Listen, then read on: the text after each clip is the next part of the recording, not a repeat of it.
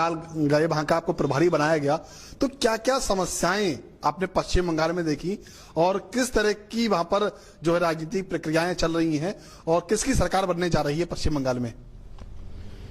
रोहित जी, ये सवाल आपने मेरे मन का पूछ लिया क्योंकि ये सवाल क्योंकि मैं कल ही तो लौटा हूं। कल मैं 5 तारीख को मैं बरेली से निकला, 6 तारीख को मेरी एजीएम की बैंक की बैठक थी, तो 6 तारीख को मैंने वो करी और 7 तारीख को मेरी फ्लाइट लखनऊ से ही थी और 8 तारीख को माननीय बंसल जी ने कलकत्ता में जितने लोग बुलाए थे उनकी बैठक ली और डायरेक्शन दिया और मैं 8 तारीख को ही मुझे विधानसभा में रवाना कर दिया गया और 9 को जाके मैंने वहां अपना कार्य समझना शुरू करा और 10 तारीख तक मैंने भौगोलिक परिस्थिति का सब समझ के और तो बड़ी दिलचस्प और जो पश्चिम बंगाल की जो मुझे बताया गया, पश्चिम बंगाल में 6 विधानसभाएं भौगोलिक परिस्थिति में सबसे कठिन है, 6 पश्चिम बंगाल में पूरी 294 में। और मुझे जो पाथर प्रतिमा माननीय सुनील बंसल जी ने जो मुझे अलॉट करी, तो उन्होंने बताया कि ये सबसे कठिन है भौगोलिक परिस्थिति अनुसार और इसमें 5 मंडल हैं, 5 मंडल में 4 मंडल आइलैंड हैं, 1 मंडल सिर्फ लैंड पे है, 4 मंडल पानी में जाके जाने पड़ता है। तो आप समझ सकते हैं कि कितनी कठिन और विषम वो। और मैं आज आपके चैनल के माध्यम से अपने प्रदेश नेतृत्व को, माननीय बंसल जी को और प्रदेश नेतृत्व का आभार व्यक्त करना चाहता हूं कि मुझे उन्होंने इस योग्य समझा कि इतनी कठिन और विषम परिस्थितियों की विधानसभा मुझे दी। इसका मतलब उन्होंने मुझे मुझ पर विश्वास व्यक्त करा कि भाई इतनी कठिन और विषम परिस्थितियों में रह के मैं वहां काम कर सकता हूं। तो मैं पुनः हृदय से आभारी हूं कि उन्होंने मुझे, और इस बात की आज मैं खुश हूं कि इतना कठिन विधानसभा थी लेकिन वहां सारे लोगों ने मेरा नेतृत्व काम करने का स्वीकार करा और मैंने उस विधानसभा को बहुत अच्छे ढंग से संचालित करा। एक दिन में मैं आपको बताऊं कि वहां 4 सभाएं हुई। एक अपने केंद्रीय मंत्री शहनवाज हुसैन, पूर्व केंद्रीय मंत्री, आज तो वो हमारे प्रवक्ता, राष्ट्रीय प्रवक्ता, तो उनकी सभा हुई। एक वो छोटा द्वीप था, चारों तरफ से 3 तरफ से बंद और एक तरफ से ही उसमें जाने का रास्ता था और वो भी पानी के माध्यम से द्वीप था, उसमें सफल सभा हुई। दूसरी सभा वहां स्मृति ईरानी जी की हुई और तीसरी रोड शो शुभेंदु अधिकारी जी का और चौथा अपने प्रदेश अध्यक्ष दिलीप घोष जी का। ये 4 कार्यक्रम हुए और चारों कार्यक्रम मैंने उन्हें संचालित करा और वहां बाखूबी हुए। हालांकि बड़ा, जब मैं गया तो मैंने उससे जो देखा तो बहुत डिस्टरबेंस था, मतलब संगठन में भी डिस्टरबेंस बहुत था, कोई किसी का नेतृत्व तो वहां किसी का था ही नहीं उस विधानसभा में। हमारे एक बात बताऊं आपको, जो हमारा प्रार्थी, वहां प्रार्थी कहते हैं प्रत्याशी को, वो प्रत्याशी हमारा बीजेपी के सीधे, जेंटल और आर्थिक रूप से भी कमजोर प्रत्याशी। मैंने बड़ा विषम परिस्थितियों में काम करा। मैं चूंकि एक मेरी जो वेशभूषा है कुर्ता पजामा बास्केट, अब वहां तो लोग बिल्कुल अपना सादा कपड़े पहनते हैं, कुर्ता पजामा पहना नहीं जाता, मेरे वही वेशभूषा थी, तो मैं वहां बड़ा चर्चित भी हो गया था कि वो राठौर जी आए हैं, यूपी से आए हैं, और वो लोग जो टीएमसी के लोग थे मुझे बड़ा बुरी नजर से देखने लगे। मैं निकलता था, कमेंट्स भी करते थे, तो मुझे आगे बड़ी समस्याएं आई। अब मुझे 4 दिन मैं जिस होटल में रुका, उसके बाद वहां प्रशासन ने दबाव बना के वो खाली करा लिया कि आप जो है इसे होटल खाली करिए। पर्यवेक्षक से मैं मिला, पर्यवेक्षक को मैंने कही भाई ये तो गाइडलाइन है नहीं, कि होटल आप 48 घंटे पहले का है कि विधानसभा के बाहर का व्यक्ति नहीं रहेगा, तो मुझे अभी क्यों खाली करा रहे हैं? पुलिस नाजायज दबाव बना रही है।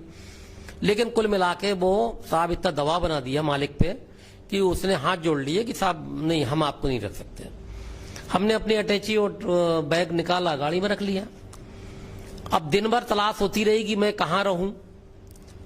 दूसरा एक गेस्ट हाउस था कि भाई गेस्ट हाउस में आप रुक जाना, वहां भी दबाव बना दिया। थाने वालों से उन्हें पूछी, नहीं, बोले वो राठौर जी जो हैं यूपी वाले वो नहीं रहेंगे। अब वहां छोटे छोटे मकान है, कोई कार्यकर्ता के पास ऐसी जगह नहीं कि वो मुझे रख ले, कोई कमरा नहीं, कोई एक कमरा दे दे रख ले। तो फिर रात को 12 बजे तक मंथन होता रहा, 11 बजे तक। तब फिर जो हुआ कि भाई प्रत्याशी के घर पे वो मुझसे बोले कि आप भाई साहब चलो, मेरे यहाँ जो भी कच्चा पक्का है जैसा मकान, तो आप वहीं आज रुकिए, कल देखेंगे। रात को 1 बजे हम उनके घर पे पहुंचे। मैं दंग रह गया देख के कि उनका पूरा मकान मिट्टी का बना हुआ, कच्ची दीवारें, अच्छा, कच्ची दीवारें, और उनके मकान तो मतलब एरिया तो पर्याप्त था मकान का, लगभग 200-250 गज एरिया होएगा, लेकिन पूरा टोटल कच्चा। और 3 उनके मेन गेट, एक पूरब दिशा में, एक दक्षिण में, एक उत्तर में, 3 गेट से, और तीनों में गेट में दरवाजा नहीं। अच्छा, मतलब कितनी वैसी, मैं तो देख के दंग रह गया। अब उन्होंने बेचारों ने 1 बजे कमरा दे दिया, कच्चा वाला, वही नीचे फर्श सब कच्चा मिट्टी का, दीवारें सब कच्ची, ऊपर छत पे सीमेंट की चादर, लिप्टिस के बल्ले पड़े हुए और सीमेंट की चादर। और वहां गर्मी का तापमान हो रहा है 32, 35, 37 तक। दिन में आप उस कमरे में, पंखे तो लगा हुआ था लेकिन बैठ नहीं सकते क्योंकि गर्म हवा फेंकते थे पंखे। अब वहां मैंने उस रात काटी। उस रात काटने के बाद अगले दिन फिर तलाश हुई कि मुझे किसी कार्यकर्ता का ठीक से मिल जाए। तो एक गांव में जहां मेरा हेडक्वार्टर था, रामगंगा में पार्टी का कार्यालय, वहां से करीब 28 किलोमीटर, जैसे नवाबगंज बरेली है, इतनी दूरी पे था। तो वो मकान, उसका थोड़ा सा वो ठीक ठाक व्यक्ति थे आर्थिक रूप से भी, तो उनका मकान, और वहाँ ये था कि भाई वहाँ सबसे मेन बात तो जो टीएमसी के, तो गुंडागर्दी है टीएमसी के लोगों की, तो वो हम लोगों को बहुत बुरी नजर से देखते थे। तो पार्टी का जो ऊपर का नेतृत्व था, उनका कहना था कि आप जो हैं वहाँ कहीं ऐसी जगह नहीं रुक जाएं जहाँ पे टीएमसी के लोग आप पर अटैक कर दें या कोई खतरा हो। तो वहां मैंने देखा कि इसमें टीएमसी के उस गांव में लोग कम हैं, तो मैं सुरक्षा की दृष्टि से यहाँ अपना स्थान, घर वाले ने कहा कि साहब आप रह सकते हो यहाँ। तो मुझे अच्छा लगा कि चलो मेरा कम से कम आज मुझे अपनी अटैची उठाने नहीं पड़ेगी, आज मुझे रहने का अवसर मिल गया। तो मैंने वहां रहना शुरू कर दिया परिवार के बीच, और शाम को खाना मैं उस परिवार में आके खाता था और दिन में अपना होटल में खा लेता था। लेकिन आप रोहित जी, आप कल्पना करो, हम लोग रोटी के साथ 1 कटोरी 2 कटोरी चावल खाते हैं, और वहां चावल और मछली के अलावा कोई दूसरी चीज नहीं मिलती। अब आप कल्पना करो कि मैंने इतने दिन कैसे काटे होंगे। चावल सवेरे दोपहर के खाने में, लंच में पूरी चावल की थाली आ जाती थी। खैर वहां जब परिवार का मामला था तो उनसे कह दी, तो वो हमें 2 रोटी बना देती थी, तो 2 रोटी आ जाती थी। अब सब्जी जो बन गई, दाल बन गई, जो मतलब फिलहाल अब जब आप अतिथि के रूप में रहेंगे तो आप किसी को कह तो सकते नहीं कि आज आप ये बना दें कि ये बना दें। चाय वहां दूध की बनती नहीं, काली चाय बनती है, तो हमने वो दूध के पाउडर पाउच ला के रख दिए कि हमें सवेरे 1 कप चाय, जो सूखे पाउडर की, वो बन जाती थी। तो फिलहाल हमने अपना दिन इस तरह से। लेकिन क्या है कि पार्टी का काम करने निकले थे तो मन में एक भाव रहता था कि भाई हम तो पार्टी का काम करने निकले हैं। और मैंने बताया ना, मैं धन्यवाद देता हूं कि पार्टी के लोगों को, उन्हें विश्वास था कि शायद, चूंकि मुझे माननीय बंसल जी को जब मुझे वो विधानसभा अलॉट कर रहे थे तो उन्होंने हंस के ये बात कही थी, ठीक है रविंद्र जी, आप वहाँ आध्यात्मिक व्यक्ति हैं तो वहाँ आपका भजन भजन भी होता रहेगा। सुंदरबन का क्षेत्र है तो वहाँ जंगल एरिया है। तो मैं समझ गया कि उनके मन में भाव था कि मैं जब 10 दिन अज्ञातवास में रह सकता हूँ जंगल में, पहाड़ पे, कुटिया में, तो शायद मुझे लगा कि शायद उन्हें इस चीज का एहसास था कि जो व्यक्ति जंगल में इस तरह से रह सकता है तो वो यहाँ भी विपरीत परिस्थितियों में रह लेंगे। तो शायद इसीलिए उन्होंने मुझे ये टप वाली विधानसभा दी। और मुझे कुछ नहीं, मुझे बहुत अच्छा लगा कि मैंने वो पूरी हृदय से सुबह से लेके और रात को 9 बजे तक, मुझे ये भी नहीं लगता था रात में मुझे वहाँ टीएमसी के लोग रास्ते में सब पढ़ते थे। जब मैं 30 किलोमीटर घर पे जाता था, बड़ा लोग कमेंट्स भी करते थे, खेला हो बे चिल्लाते थे जब मेरी गाड़ी निकलती थी। फिर मैंने अपनी गाड़ी में से झंडा निकाल दिया ताकि लोगों को रात में मैं आता हूँ मतलब ये ना हो कि ये कौन आ रहे हैं। फिर मैं रास्ता भी बदलते थे। मुझे लोगों ने बताई, जो मकान मालिक ने, मेरे कार्यकर्ता ने जिसके यहाँ रहता था, कि आप रास्ता बदल दिया करें, एक दिन आप इस रास्ते से आए, एक दिन इस रास्ते से आए, ताकि जो है अगर कोई रास्ते में रोकने के लिए खड़ा है तो भ्रमित हो। तो मैं फिर रास्ता बदलता था। कभी मैं कोशिश करता था जल्दी आ जाऊं, लेकिन वो पार्टी के मीटिंग और जाना आना। और मैं आपको बताऊं कि मेरा जो विधानसभा थी 5 मंडल में 4 मंडल पानी में थे।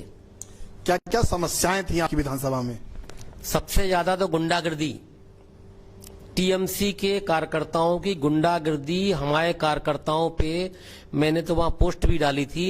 एक कार्यकर्ता प्रचार करते हुए उसे खींच के लिटा लिटा के मारा, सिर फोड़ दिया, नाक फोड़ दी। और मैं आपको बताऊं तो आपको बड़ा ताज्जुब होएगा, एक कार्यकर्ता ने मुझे, कई कार्यकर्ताओं ने बताया कि साहब हम 2-2 महीने जंगल में रहे, मतलब इतनी उनके संग मारपीट करी और वो छिपे छिपे और कलकत्ता कहीं मतलब आने नहीं दिया घर पे। इतने टीएमसी के बदतमीज और गुंडे लोग हैं। और एक कार्यकर्ता को मुझे कहते हुए भी चैनल पे ऐसा लग रहा है, उसने मुझे अपना नेकर उतार के दिखा दिया। उसके क्या कहने चाहिए, मतलब लिंग वाली जगह पे टेप 2 महीने हो गए थे, टेप लगा हुआ था, ट्रीटमेंट चल रहा था। उसके साथ कितना अमानवीय व्यवहार टीएमसी के गुंडों ने करा होगा, जरा आप कल्पना करो।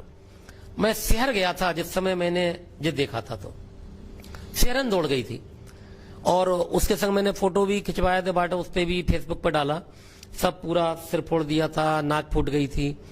और एक दिन जो मेरी विधानसभा का एक मंडल है, मंडल 5, मतलब वहां नाम से नहीं है मंडल, नंबर 1, मंडल 1, मंडल 2, मंडल 3, मंडल 4, मंडल 5, 5 में 4 मंडल। जो 5वां मंडल था वो सबसे अंत में दूर 2.5 घंटे का स्टीमर में सफर करके तब हम उस मंडल में पहुंचते थे। 2.5 घंटे। अब आप समझो, मैंने वहां जाके सारे मंडल बूथ अध्यक्षों के साथ और सेक्टर प्रमुखों के साथ मैंने बैठक करी है उस मंडल पे जाके। मैं 4 बार उस मंडल में गया हूं स्टीमर से। कितना समय लगता है, उसके बाद लोग बताते थे कि जैसा साहब आप देख रहे हैं, यहां आप उतर गए, इसके आगे सब बंगाल की सीमा है। ये इसके आगे समुद्र जो है ये सब बंगाल का, क्योंकि महानदी जो है वहीं जाके खत्म होती है और फिर समुद्र में विलय हो जाती है। तो मैंने जिस दिन अपने दिलीप घोष जी की जहां पे रोड शो हुआ था, रोड शो के बाद जहां हमने भोजन करा वो बंगाल, पश्चिमी बंगाल का आखिरी गांव था जिस गांव में हमने भोजन करा। उसके बाद बांग्लादेश की सीमा लग जाती है पानी से। तो आप सोचें कि कितना विषम और कठिन परिस्थितियों में मैंने वहां काम करा, लेकिन मुझे अच्छा लगा। मुझे पता नहीं कहां कितनी ऊर्जा रहती थी इन 25 दिनों में कि मुझे ना तो कभी आलस आया। दोपहर में मेरे पास सोने की कोई जगह ही नहीं थी कि मैं होटल था नहीं। मैं तो सवेरे जब आ जाता था तो मुझे बैठ के ही काम करने हैं। दिन में दोपहर में वहां गई होती थी, लंच में दुकानें बंद भी रहती थी, लेकिन मैं कहां जाऊं। आपसे हमारा सवाल है, कौन जीत रहा है वहां पर? आप ये समझ लो रोहित जी कि जिस विधानसभा में मैंने काम करा है वो तो आप उसे गांठ बांध लें कि वहां हम 5,000 से लेके और 7 मिनिमम 5,000, कम से कम 5,000 से जीतेंगे। और अगर और अच्छी लीड मिली तो हम 5,000 से ऊपर भी निकल सकते हैं, एक बात। और दूसरे, पूरे पश्चिमी बंगाल में भारतीय जनता पार्टी की सरकार 100% बनेगी। ये जो है, जो बार बार हम लोग अपना मोदी जी का भाषण सुनते हैं, नड्डा जी का सुनते हैं, अमित शाह जी का सुनते हैं, वो मैंने तो वहां रह के देखा है। वहां मैं जब गया तो ऑटो वालों से, टैक्सी वालों से, जब पहले दिन मैं कलकत्ता में काली जी के दर्शन करने गया, तो एक ही बात, वहां लोग, आम जनमानस जो है ना, वो हृदय से ये चाहता है कि वो वहां भारतीय जनता पार्टी की सरकार आए और ये टीएमसी के गुंडों से हमें निजात मिले। ये कट मनी, वहां क्या है, सिंडिकेट है हर क्षेत्र में। जैसे किसी ने मकान, आप वहां जाएं और आप वहां जगह ले मकान बनाने को, तो क्या होएगा कि वहां तय कर लेंगे वो सिंडिकेट के लोग कि ईंट जो है आप यहां से लेंगे, रेता बजरी आप यहां से खरीदेंगे, टाइल की दुकान ये है, क्योंकि सबका कमीशन उनका निहित है, फिक्स है। तो अपनी मर्जी से आप काम नहीं कर सकते। वो टीएमसी का जो सिंडिकेट है उसी अनुसार काम होता है। तो लोग त्रस्त हो चुके हैं, गुंडागर्दी से त्रस्त हो चुके हैं। और इसीलिए आज वहां जय श्री राम का, मैं आपको बताऊं कि उत्तर प्रदेश में भी इतना जोर से नारा नहीं लगता था जितना टीम वहां भारतीय जनता पार्टी के लोग जय श्री राम का नारा लगाते थे। अच्छा। इतना जोश। और एक चीज और विशेष बात कि वहां महिलाओं में बहुत जोश, इतना उत्साह कि 40% महिलाएं जहां मीटिंगों में आए, बूथ अध्यक्ष की मीटिंगों में आए, मतलब कार्यक्रमों में आए, बूथ अध्यक्ष भी हमारी महिलाएं थी कई एक। तो ये बहुत बड़ी बात। और स्वागत करने का ढंग, वहां की कल्चर, ये बहुत बढ़िया। वहां महिलाएं जो है शंख बजा के स्वागत करती हैं। और जैसे हम पहुंचे तो वहां माइक पे एक व्यक्ति बोलेगा, रविंद्र जी स्वागत है, स्वागतम स्वागतम। तो बाकी सब लोग, जो 5 लोग माइक के पास खड़े होते थे, स्वागतम स्वागतम, मतलब इतने गा के और शंख बजाते थे, महिलाएं शंख बजाती थी। तो इतना अच्छा लगता था। बंगाल की कल्चर जो है वो बहुत बढ़िया है और उनमें अटूट विश्वास। और मतलब जनता ये चाहती है कैसे भी मुझे टीएमसी से निजात मिले, ममता दीदी से निजात मिले और भारतीय जनता पार्टी की माननीय मोदी जी के नेतृत्व में सरकार बने। ये वहां की आम जनता की इच्छा है और भगवान की कृपा रही तो सरकार निश्चित बनने जा रही है। एक आखिरी प्रश्न, व्यक्तिगत प्रश्न, वहां से क्या चीज लेकर आए हैं विशेष, परिवार के लिए या अपने लिए? मैं तो कभी खरीदारी करता नहीं हूं और मैं वहां की यादें लेके आया हूं। मैंने कभी कोई खरीदारी नहीं करी और मेरा एक ही, मैं ना, मेरा घूमने में विश्वास रहता है। मैं जहां जाता हूं तो मेरी धार्मिक जो स्थान होते हैं वहां तारापीठ जो है, तारा देवी को मैं मानता हूं। और बीरभूम जिला कलकत्ता से 250-250 किलोमीटर दूर है। वहां पे तारापीठ का सिद्ध स्थान है। मैं पहले भी 2 बार दर्शन कर चुका हूं। तो मैं जब जा रहा था तो मेरी एक इच्छा थी कि मैं तारापीठ के दर्शन करूं। तो मैंने जब बीच में इच्छा व्यक्त करी तो मुझे कही गई अपने पार्टी नेतृत्व द्वारा कि नहीं, चुनाव के बाद। तो 1 तारीख को, मैं 27 तारीख को होली पे यहाँ आना चाहता था कि यहाँ कार्यक्रम भी था और परिवार की भी इच्छा थी होली पे आ जाने की। तो मैंने 27 तारीख का रिजर्वेशन करा दिया था। लेकिन जब माननीय बंसल जी ने, मैंने इच्छा व्यक्त करी कि भाई साहब 27 तारीख का मेरा रिजर्वेशन है, तो बोले पीछे फिर कौन देखेगा और वो फिर ठीक नहीं रहेगा कि आप चुनाव करा के जाइए। तो मैंने रिजर्वेशन कैंसिल करा दिया। भाई नेतृत्व ने हमारा आदेश करा, निर्देश दिया, मैंने कैंसिल करा दिया। बीच में मैंने एक इतनी बेईमानी करी कि मैं गंगा सागर एक दिन बीच में पार्टी के इस कार्यक्रम से बीच से 1 दिन का समय निकाल के, 1 दिन का, मैं गंगा सागर स्नान करके आया। और 1 तारीख को जब मेरी वोटिंग खत्म हो गई तब 7 बजे मैं वहां से निकला, 10 बजे कलकत्ता आया। उसके बाद मैं 2 तारीख को वहां से बीरभूम जिले गया, माँ तारा जी के मैंने दर्शन करे। और काली जी के दर्शन में जिस दिन कलकत्ता पहुंचा था उसी दिन मैंने कर लिए थे। तो मेरी ये यादें हैं और वहां मैं जो लेके आया हूँ, ये काली जी का और तारा देवी का, माँ का आशीर्वाद लेके आया हूँ, ये मेरी उपलब्धि है। बहुत बहुत धन्यवाद। तो अभी हम सुन रहे थे भारतीय जनता पार्टी के निवर्तमान जिला अध्यक्ष आदरणीय रवि सिंह राठौड़ जी को। आपका हमें समय मिला, हम बहुत बहुत धन्यवाद ज्ञापित करते हैं। बहुत बहुत धन्यवाद, बहुत बहुत आभार।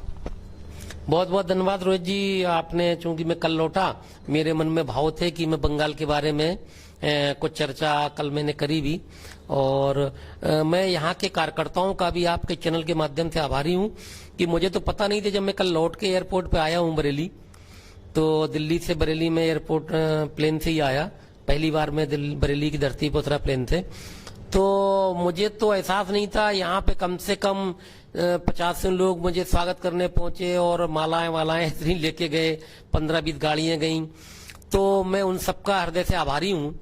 तो बल्कि मैं कह भी रहा था कि भाई मैं कुछ बन के थोड़ी आया हूँ, कि कुछ बन के आया हूँ कि विधायक बन गया, कुछ बन गया, तो जिस तरह का स्वागत करा गया, लेकिन लोगों को लगा कि मैं पश्चिम बंगाल में काम करके आया हूँ, तो इसलिए मैं उनके प्रति भी अपना आभार व्यक्त करता हूँ जिन लोगों ने आके मेरा स्वागत करा।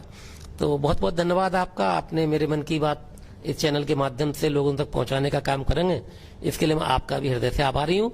और आपके जो फोटोग्राफर हैं श्री वर्मा जी, अमित वर्मा जी तो चूंकि मैंने पार्टी से जोड़ा था, इन्होंने पार्टी में बहुत काम करा। आप भी सांस्कृतिक प्रकोष्ठ के संयोजक थे और आप आज भी पार्टी के प्रति समर्पित हैं। और आदेश जी बैठे हैं, ये मेरे छोटे भाई की तरह हैं, और इन्होंने पिछले उसमें जिला उपाध्यक्ष के रूप में मेरे साथ काम करा। तो मैं अपने पार्टी के सभी कार्यकर्ताओं का भी आज इस चैनल के माध्यम से हृदय से आभार व्यक्त करता हूं, जिन्होंने मुझे पिछले कार्यकाल में अपने जिले के जिलाध्यक्ष कार्यकाल में मेरा सहयोग करा, और आगे भी मैं उनसे ये अपेक्षा करता हूं। अब चूंकि इस समय मैं आया हूं लौट के, तो इस समय चुनाव का कार्यकाल चल रहा है, इसका नीचे अपना पंचायत का, तो मैं कल से उसी में लगूंगा और पार्टी का काम है, और इसके बाद फिर आगे काम करते रहेंगे। बहुत बहुत धन्यवाद, बहुत बहुत आभार।